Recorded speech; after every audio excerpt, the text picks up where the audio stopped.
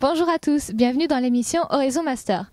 Aujourd'hui, nous sommes allés chercher des élèves de 4e année en CA, DAEC et CPCDT. Bonjour Maxime. Bonjour. Alors toi, tu es en CA. Est-ce que tu pourrais nous décrire brièvement? Le master CA, c'est le master carrière administrative. Donc c'est tout ce qui a trait aux affaires publiques. On fait d'abord beaucoup de droit. En fait, c'est la base du droit administratif, du droit public, un petit peu de droit constitutionnel dans certains cours. Et voilà, globalement, c'est ça. Donc, par rapport au cours, vous avez du droit. Est-ce que vous avez aussi d'autres matières plus ou moins générales? Globalement non, ce qu'il faut savoir c'est qu'en 4e année vous avez un oral de spécialité qui regroupe en fait 6 grosses matières de l'enseignement de la 4e année dans chaque master. Et en fait en fonction des masters ces matières sont différentes. Et pour le master CA vous avez contentieux administratif donc qui est du droit administratif. Vous avez droit public fondamental donc c'est du droit administratif général qui dure lui un cours sur un an donc qui est très très long.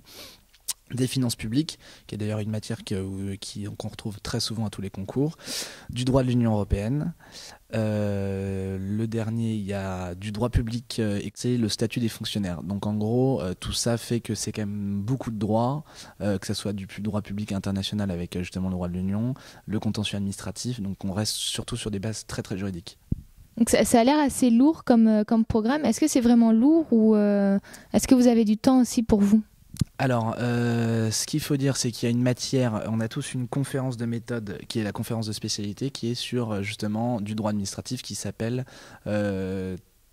conférence AGP, c'est administration et gestion publique en gros, les semaines, et qui est la plus importante, on va dire, et qui permet un peu de regrouper toutes les matières qu'on a à l'oral de spé, qui sont elles des matières d'amphi. Donc clairement, ce qu'il faut dire, c'est qu'à la fin de l'année, vous vous retrouvez avec un oral de spécialité. Vous avez une demi-heure de préparation et vous passez pendant, je crois, une demi-heure. On vous donne un sujet, vous le présentez pendant 10 minutes et après c'est des questions pendant 20 minutes. Vous passez avec 3 professeurs qui sont les 3 professeurs que vous avez eus pendant ces enseignements de spécialité.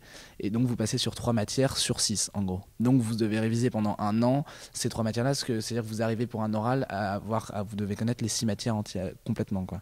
Donc c'est quand même un exercice difficile, sachant que les matières, il faut le savoir, sont quand même très techniques. On est sur du droit juridique, c'est quand même assez précis. Il y a les avis du Conseil d'État, donc on apprend ça pendant toute la 4e année justement, droit administratif, essayer de comprendre comment sont constitués les avis du Conseil d'État, les arrêts, les décisions du Conseil constitutionnel, etc. Et est-ce que vous avez du temps libre ou c'est vraiment une année boulot à fond? Est-ce que vous êtes dans des associations, etc. Moi je fais beaucoup de choses à côté parce que je suis responsable du pôle soirée du CRIT, donc ça me prend énormément de temps et là on a 2 mois donc c'est de pire en pire. Il y a également le MET et avec tout ce qui se passe en ce moment ça prend pas mal de temps aussi avec les élections. Donc moi je fais pas mal de choses à côté. Clairement ça dépend. Là je vais vous dire le premier semestre globalement on n'a pas beaucoup de galos, parce qu'il faut compter les galos. Les galos ça prend énormément de temps quand vous en avez. On est sur 6 semaines d'affilée de galos presque. Donc quand vous avez éco, la conf d'AGP, vous avez une dissertation de 4 heures donc il faut la préparer. Donc tout ça fait que le second semestre est plus difficile, sachant qu'il est conseillé quand même de réviser les matières du premier semestre pour l'oral de spé de la fin d'année. Donc on a déjà fait 3 matières au premier semestre, on en a 3 autres au second semestre, donc il ne faut pas oublier celles du premier semestre pour réviser en plus celles du second. Donc faut s'y habituer, il faut se prendre en avance et voilà. Mais globalement on a du temps pour soi quand même, on peut vivre, hein. C'est pas encore une année de préparation au concours. D'accord. Et pourquoi est-ce que tu as choisi ce master? Alors moi personnellement c'est parce que je veux faire l'ENA, clairement c'est pas le choix de tout le monde, hein, mais c'est pour préparer normalement les concours administratifs, donc tout ce qui est fonction publique d'État, fonction publique territoriale et fonction publique hospitalière, donc ça peut mener à commissaire, tous les trucs de commissaire, directeur d'hôpital, inspecteur des douanes, enfin voilà, donc il y a un tas de concours qu'on vous présente pendant l'année, c'est ça, il y a un séminaire de service public qui est obligatoire, 1h30 par semaine, et il y a des représentants des différents concours, des anciens élèves qui viennent présenter le concours et leur métier, etc. Donc ça c'est intéressant. Moi par contre c'est vrai qu'il y a beaucoup de tous ces trucs là qui m'intéressent pas forcément, et malheureusement on n'a pas encore eu les hauts concours. Moi ceux qui m'intéressent, qui sont les concours A+, vous avez le ministère des Affaires étrangères, pour ceux qui ne savent pas, les assemblées, donc Assemblée nationale et Assemblée du Sénat pour administrateurs, vous avez l'ENA, donc c'est au niveau national, et l'INET qui est pour les hauts fonctionnaires des collectivités territoriales. Voilà, donc qui est le pendant de l'ENA au niveau des territoires. Est-ce que pour l'instant ce master répond à tes attentes ou est-ce que tu es déçu? Non, les matières, sincèrement, les cours, je vais vous dire, par rapport à la troisième année, on a encore des cours obligatoires qui vous intéressent pas forcément. Moi, par exemple, je détestais la sociologie. Je pense qu'on en fait beaucoup en troisième année. Clairement, j'en fais plus du tout cette année, donc je suis très content. Donc, je fais beaucoup plus de droit, ça me plaît. À partir du moment où vous prenez un master, vous regardez aussi les matières, les débouchés certes, mais aussi il faut que ça soit un domaine qui vous intéresse. Clairement, là, c'est du droit public, moi, j'aime bien. Après, je suis un peu plus déçu, sachant qu'on est déjà, par exemple, au plus de la moitié de l'année, qu'on n'a toujours pas parlé de l'ENA, on n'a pas parlé des hauts concours. Et je trouve que on n'essaye pas justement de motiver les élèves à aller vers le haut et plutôt, au lieu de chercher les concours comme attaché territorial, je pense qu'il faudrait nous pousser qui peut le plus, peut le moins, quoi. Et dernière petite question un peu plus compliquée, est-ce que tu pourrais résumer ton master en 3 mots maximum? 3 mots maximum, c'est un peu difficile ça. Vous avez dû me la poser avant pour que je prépare. On va dire du droit déjà, du travail et puis de l'ambition. Merci beaucoup. Moi, très bien, merci. Bonjour Julie. Bonjour. Alors toi, tu as un master DAEC. Est-ce que tu pourrais nous expliquer en quoi il consiste? Alors déjà, DAEC, ça veut dire droit et administration des établissements culturels. Donc c'est assez long comme nom. En fait, c'est un master culturel qui a un profil un peu juridique. Donc on fait pas mal de droit, on a beaucoup de cours avec les CA. Donc c'est à la fois bien quand on veut travailler dans la culture parce que ça donne une bonne assise. Mais en même temps, c'est vrai qu'il ne faut pas avoir peur de travailler pas mal et de faire beaucoup de droit, quoi. Pour moi, c'est ce qui en ressort maintenant.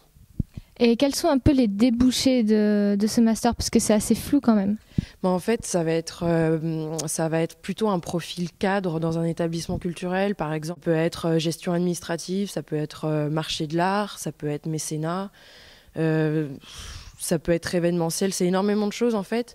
Mais moi, je trouve que ce qui est pas mal par rapport à l'autre master culture qui est CPCDT, c'est qu'on a vraiment un profil juridique qui nous donne un contenu un peu technique. Parce que quand on veut travailler dans la culture, au final, un peu n'importe qui pourrait travailler dans la culture, un peu n'importe qui pourrait travailler dans le musée. C'est ce qu'on peut penser de prime abord. Et moi, je trouve que ce master, il est rassurant parce qu'on a un truc un peu technique derrière, quoi. Et pourquoi est-ce que tu as choisi ce master? J'ai choisi ce master en fait un peu sur un coup de tête. En gros, l'année dernière, on n'a pas été renseigné très tôt, on va dire, sur les masters. Et en fait, c'est en lisant le guide de l'étudiant que je me suis dit bon, allez, bingo, je fais ça parce que à la base, je voulais faire expertise en affaires publiques, EAP. Et en fait, ça me semblait trop indigeste et j'avais un peu peur, quoi. Voilà. Et est-ce que pour l'instant, ça répond à tes attentes?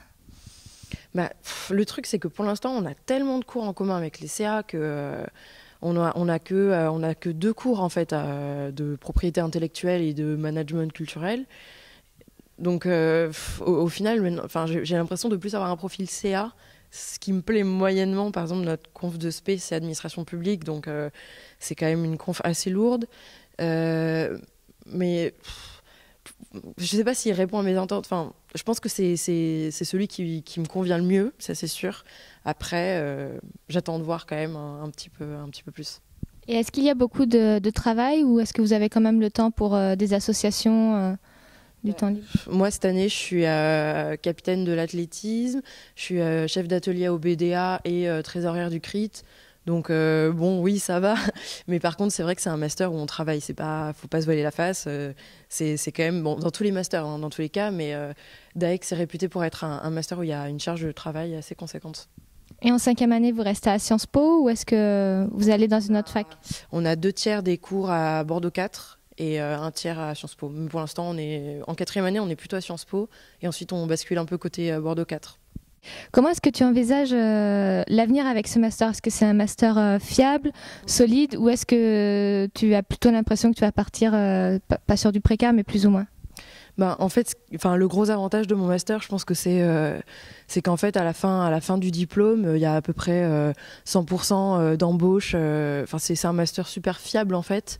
Et je pense que pour les gens qui hésitent à faire un truc un peu culture comme ça, où on a l'impression qu'il n'y a pas trop d'emplois, que ça va être la galère, je pense que DAEC, c'est un bon master qui rassure parce qu'il y a quand même il y a quand même une assise bien technique et ça permet, je pense qu'il n'y a pas de problème au niveau des embauches avec un master comme ça. À la différence peut-être d'autres masters culture, je pense que c'est un bon master sur ça, quoi. Dernière petite question un peu difficile, est-ce que tu pourrais résumer ton master en 3 mots maximum? Administration, donc ça fait pas trop rêver. Ensuite, je dirais management, management et culture. Merci beaucoup. Voilà, de rien. Bonjour Clémentine. Bonjour Pauline. Alors toi, tu es en master CP-CDT. Alors déjà, qu'est-ce que ça veut dire? Alors CP-CDT, c'est conduite de projets culturels et développement des territoires. Alors, est-ce que tu pourrais nous décrire ton master? Mon master, ça va être large. Je peux vous décrire la 4e année. Elle est beaucoup centrée sur l'économie sociale et solidaire, parce que c'est un master qui fait partie de cette branche-là dans les parcours à Sciences Po. Donc on va plutôt là se concentrer sur les différents acteurs avec lesquels on va être amené à travailler pour la conduite de projets culturels, donc les associations, des choses comme ça, ou les collectivités territoriales. Donc ça va plutôt être axé là-dessus. Et ensuite, c'est dans le but de développer davantage des projets de coopération culturelle, plus que d'être centré sur un seul établissement. Ça va plutôt être de la mise en réseau, de la coopération nationale et internationale, sachant que le volet international, il intervient plutôt en 5e année. Et qu'est-ce que vous avez comme cours? Est-ce que c'est vraiment culturel, économie, mélangé? Est-ce que vous avez d'autres matières? Alors, on a des cours qui sont les cours d'histoire des politiques culturelles au 1er semestre. Et ensuite, le volet culturel, c'est du travail plutôt de recherche. On a un petit mémoire à écrire un séminaire de management culturel et on a aussi un rapport sur les stratégies numériques mais axé sur la branche culturelle pour nous. Par exemple, moi je travaille sur les capitales européennes de la culture. Après, économie sociale et solidaire, ça ne veut pas dire économie. C'est quelque chose de complètement différent qu'on n'a pas l'occasion d'aborder encore à Sciences Po parce que c'est assez nouveau dans les cursus.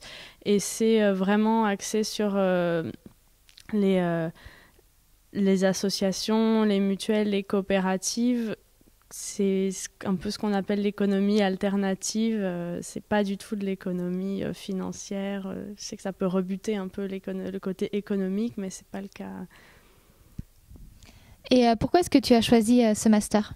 Alors moi, je voulais travailler dans la culture et au niveau plutôt international, donc moi plutôt européen, par exemple pour l'agence européenne qui s'occupe de la culture, ou la mise en réseau des acteurs culturels, par exemple moi je suis plutôt spectacle vivant, donc ça me permettait d'avoir une vision plus large que nationale.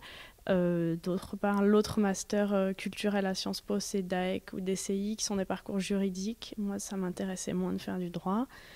Et ensuite, je trouve que c'est assez novateur comme parcours parce qu'on a une partie sur les économies numériques. On a des éléments qui vont nous permettre de nous insérer, enfin, j'espère, sur le marché du travail et les nouvelles évolutions qu'il a connues récemment. Est-ce que pour l'instant, ce master répond à tes attentes? Pour l'instant, je suis assez contente, même si je regrette qu'on n'ait plus trop de cours purement culturels au 2e semestre. Après, on a des travaux de recherche qui font qu'on n'oublie pas ce côté-là non plus. Mais c'est vrai que c'est petites choses qui sont un peu décevantes au 2e semestre, qu'on ait moins de choses sur la culture. Après, c'est de la recherche personnelle pour les 2 petits rapports qu'on a à écrire. Et on aura un séminaire avec des intervenants du monde de la culture à partir de février-mars qui vont venir donc nous donner un peu leur parcours et voir, ça donne un aperçu des métiers de la culture et de la manière dont on y accède. Donc j'ai entendu qu'il y avait des travaux personnels à faire. Est-ce que ça représente beaucoup dans la charge de travail ou est-ce que vous avez toujours du temps libre pour les associations? Alors c'est plutôt au 2e semestre, les travaux de recherche. C'est un mémoire qui est un petit peu moins conséquent que celui de 3e année, sachant que c'est sur un sujet qui en plus est censé vraiment nous intéresser. C'est très libre dans le choix du sujet tant que ça touche de près ou de loin au management culturel. Et l'autre, c'est un rapport de recherche sur les stratégies numériques, donc c'est surtout c'est centré sur les réseaux sociaux. Et c'est un rapport de groupe. Donc on est 3 pour faire une 20aine de pages, donc c'est pas énorme. Et sur la charge de travail globale, c'est vraiment gérable, largement. Et dernière petite question un peu plus difficile, est-ce que tu pourrais résumer ton master en 3 mots maximum? Je vais commencer par culture, parce que c'est un peu pourquoi je suis là. Après, je trouve que dynamisme, ça correspond au côté développement à la fois des territoires et des projets culturels. Et puis comme c'est un master qui est relativement récent à Sciences Po et qui centre du coup sur l'économie sociale et solidaire, ce qui est assez nouveau, et je pense toute l'utilisation des réseaux numériques et le management, je dirais innovation. Merci beaucoup Clémentine. De rien. Merci à tous les 3 pour vos présentations. Les prochains masters seront GEA, CPP, EAP et SPR. Merci à tous de nous avoir écoutés et à la prochaine.